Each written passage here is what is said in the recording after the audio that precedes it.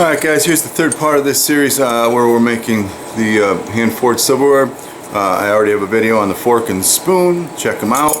Then this one we're going to go ahead and make this little knife, what somebody affectionately called a butter knife once. I don't know, it's a part of a dinner set, you know, I'm making them for Silverware reenactors mostly. But here's what we're going to do. 3/8 rebar is what we're going to work with. The entire set was made out of 3/8 rebar. 3/8 rebar, 3/8 round stock, 5/16 square would be perfect because you'd save a little bit of forming. But here comes the knife. Alright, the knife's pretty much straightforward. What I do is I take, I don't know, 2 to 3 inches, 2.5, yeah, probably at least 3. You still missed that son of a bitch. Anyway, with the cross peen, just start peening that out. Trying to get some type of width on this blade if you can. Now I want to bring out more of a blade than I'm actually going to use because I want to drop that blade when I get done. So you'll see what I mean. We got all this rebar marking to get rid of too. So, step 1, stretch this blade out in width.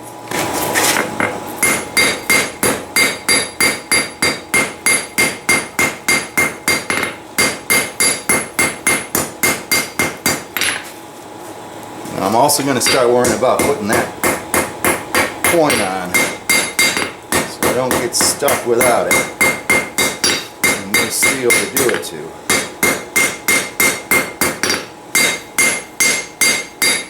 So again, if you started with round stock or something else, you wouldn't have to mess with those marks. But you know, we got to use what we got to use.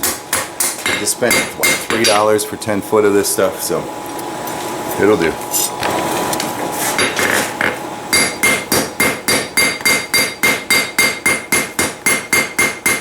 Here is I want as much width as I can get.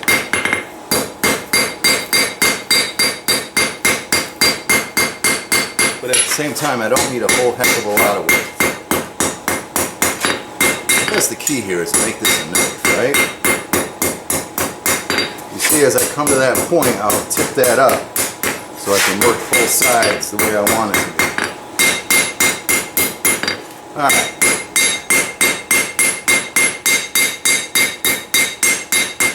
A little bit of a taper on, but not much at all. I'm not really trying to do that. I'm just trying to get the width where I want it to be. And now I'm going to come back and just drop this handle back, and then I can draw the rest of the blade out from there.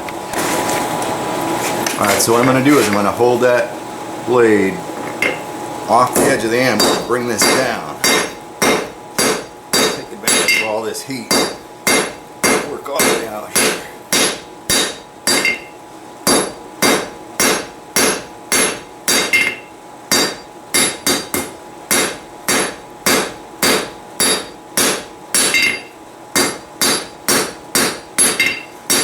By dropping that blade down, and now I have a step in the blade, so I can go ahead now and draw this blade out where I want it to be, come back, finish up the handle.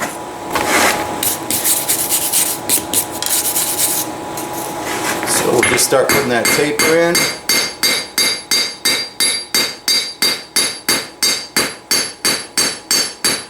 And we got to go ahead and keep her rounded the other way best we can, because it will curve on us, which you may want that look.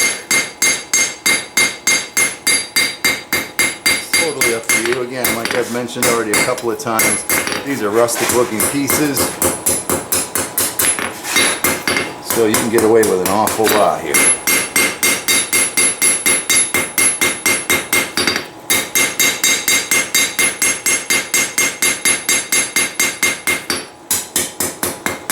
That's not looking too bad at all. I'll come back with one more heat and a smaller hammer and just pull a little bit more of an edge.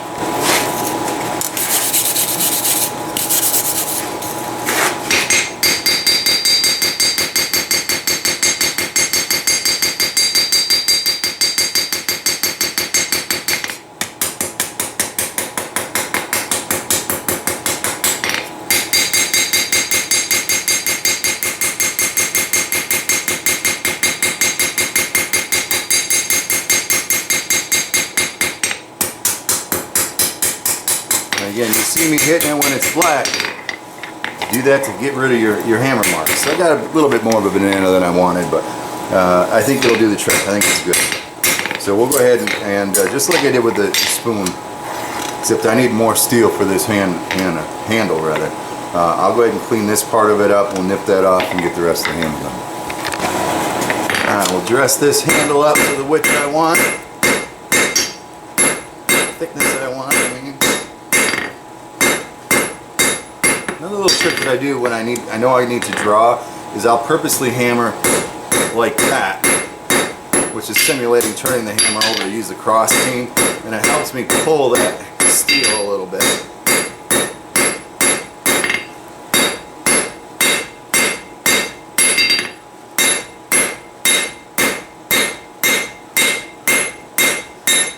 By hitting that hammer at an angle. Straighten this up a little. I think I need this look. That's bad.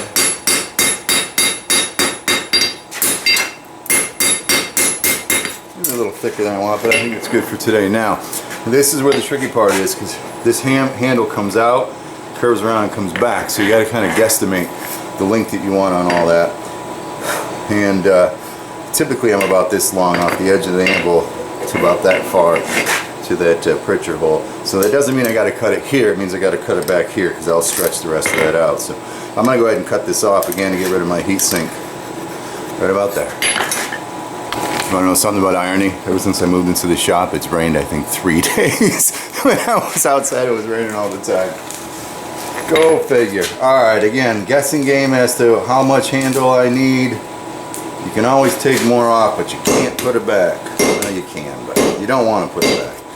So I actually think I'm a little long there. I hope not, because I don't want to waste any time taking any off. But we're going to go with that since everybody's watching. So there's our handle. We're going to flip that around in the fire, draw it out the rest of the way. I put a little twist in, decorate it, and wrap it up. Alright, let's finish this up.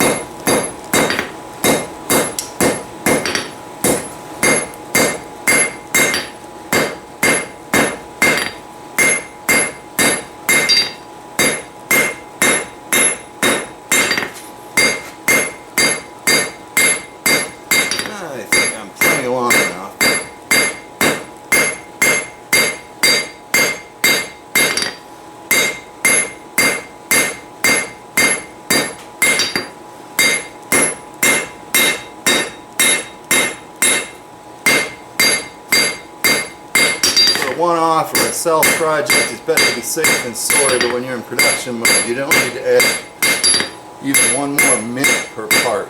It's crazy. Totally different philosophy. Alright, so where did I end up? Pretty close to where I wanted to. So what we'll do now, I'll go ahead and put this twist in. I put a twist in up here for decoration. Taper that out, and then we'll put the rest of the run in. Alright, put her in the anvil, or the vise, come up here. I don't go too far up. I do a nice little tight twist. Hopefully not so tight I break something. It just adds that piece of decoration. Actually, I'm a little farther away than I normally like to be. I like to be a little closer, but it'll work fine. Alright, we'll finish the taper on the end of this hammer, or handle. I got plenty of links, so I don't need to draw anything out. I just get it down to a taper. Like I said, throughout all 3 of these videos, especially with this rebar and the rarebit split knives, when I do the horns on the sheet, ram's head horns, I start with that point and work my way back, and I'm much less likely to end up with a split at the end. Right now I'm hammering black, and I don't want to, but it could be done too. Alright, so there we have it. All we're going to do now is take this hammer handle, wrap it around, put a little curly Q on the end. Alright, so again, you guess where you want that curly Q to be. Get her started, bring her around, straighten her back out. Now what I do, and you see me, I put my tongs in here like this for that final curl. can see, right? Yeah. And that way that tail hits that tong, and as I hit right here on this side of the anvil, I put that little key shaped thing in there, whatever you want to call it.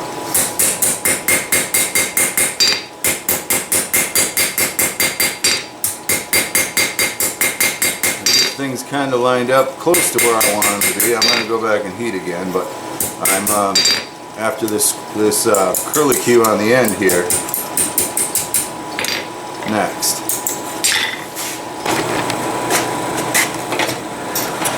alrighty, let's wrap this one up. So I got my heat. Where am I? Right here. Yeah, I'm going to lose my heat. So I'm going to grab that tail and put my curlicue in, but I've lost my heat already. Oh, the problems of videotaping, you know?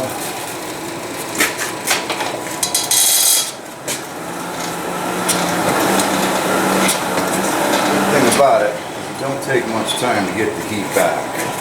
So curlicue goes in here. I can be a little more larger with this one. It's on a little thicker piece of steel. Gosh, it doesn't take long to cool down though, does it? Oh, I'm not happy with it either. Back we go. Whoo! One more twist. We'll be there.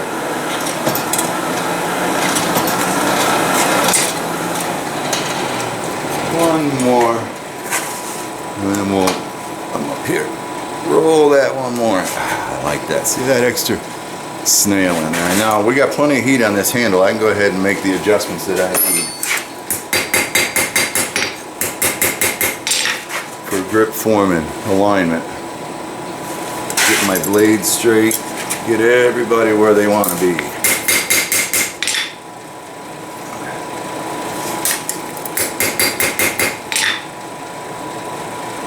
So we're happy.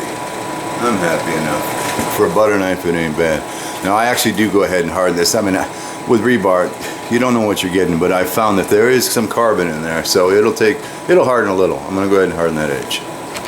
Now again, normally on a knife you'd go ahead and put your rough grind in before you do the hardening, but this is such a thin blade and it's not going to get it's not going to get very much of a grind. All I do is put enough of an edge to cut butter. Since you guys want to call it a butter knife, we'll say we're cutting butter with it. But I'm going to go ahead and quench this. I just drop it right into water. I have no idea what steel's in here, and so far I've had luck with that.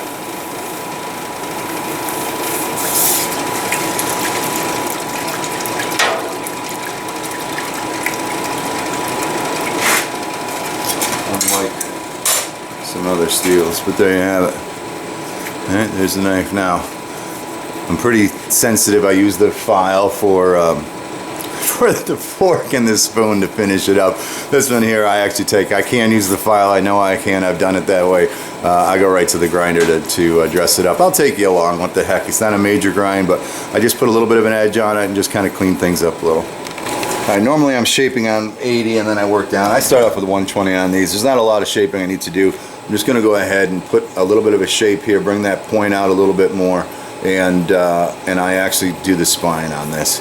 A lot of times I'll polish up the fork tine, the bowl of the spoon, and want a little bit of polish on this, but we won't worry about that too much. And then I'll go ahead and just cut in just enough where you can start to feel it get sharp on the bevel. So here's how I do it.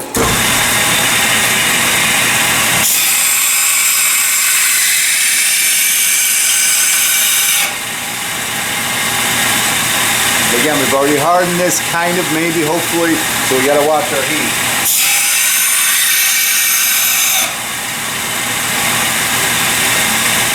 I'm just doing the spine a little,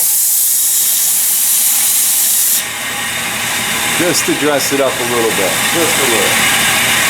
I'll actually do the blade a little to give it a sense of clean, but still rough. Out.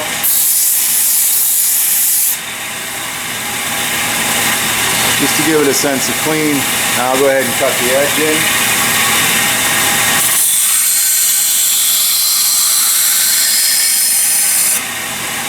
And again, I'm quenching it so I don't lose any hardness that I have. not at all how I do a normal knife.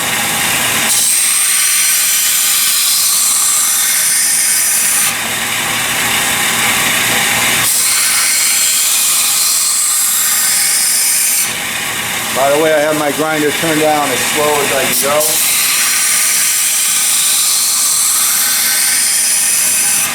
Doesn't let me win any speed awards, but it keeps the blade cool.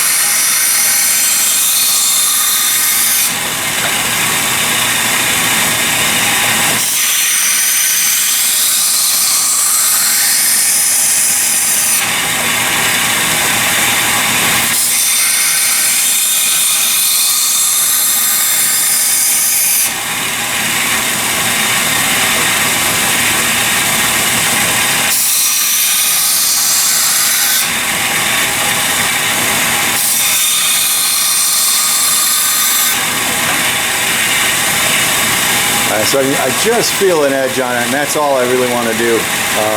I go up one more grit. I think I go to 320 actually, just to kind of clean that up a little. I put an exact 22-degree bevel on. You saw me do that exact. On a good knife, we'll take that time, but here we're just getting it down to an edge. Again, it's supposed to be an eating utensil, not a survival item. Let me switch papers. And on 320, I basically do the same thing, except I'm not going to go ahead and work the edge. I run the knife up here just to kind of... How do you like that?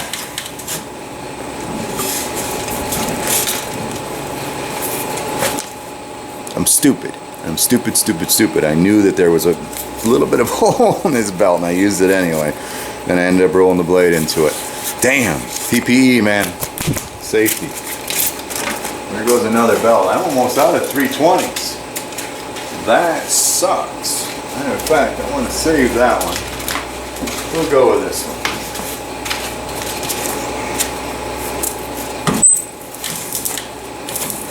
Anybody else scared? Let's do this again. Here's a 320.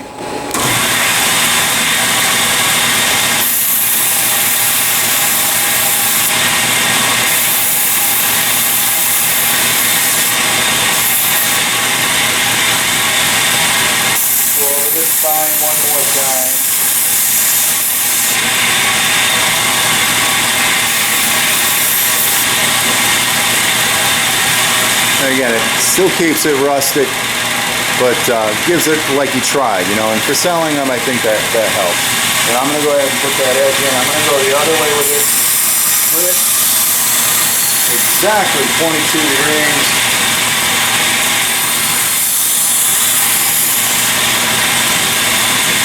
I don't want it sharp. It's like up here, it's starting to feel pretty sharp. I'm actually going to just gently take that off. I want it to be cut enough that it'll cut, but not super sharp. So that's the knife I just showed you. That's what we did. I haven't wire brushed it. Just wire brush it. It'll look really nice. I use oil on it, olive oil at that point. You can finish it. Make sure it's food safe. So make sure you do some type of food safe finish. Linseed oil isn't food safe, I don't believe. So beeswax only. I just olive oil. Put it down with olive oil. So there's the fork. And the spoon that we did. If you didn't see those videos, go back a couple of videos. I'm going to post all three of these at once. There's how you forge that eating set. So stay tuned for the next video. It's coming up. I'm going to try to get the videos going as quickly as I can. I'll tell you, when you're feeding your kids off of blacksmith income, things are a little different. I'm still enjoying everything, but I mean, it's just amazing how much work you have to do to make even close to paying the rent. It's funny. Check out the next videos. I'm sure there'll be more coming. And as always, thank you for your support. I'll try to get back to your comments as soon as I can. I'm just so overloaded right now. I can barely even take care of emails. So I apologize. Your comments are very important to me. I read them. I read every single one of them. I sincerely do. And then what I like to do is every week go back and reply to them. But quite honestly, I lost a month in the construction of the shop, and I wasn't able to do that. I spent 3 hours going through comments, replying to them. I went back 1 week. It was just, I can't do it. I just couldn't go back and catch up on that month. So I'm trying, and just, keep hitting me. or email me. I have to deal with the emails first. That's where the orders come in, you know. Email me at chandlerstore@mindspring.com. Be patient. Things will get settled down as soon as I figure out, you know, where everything goes in this world. Anyway, thanks for watching.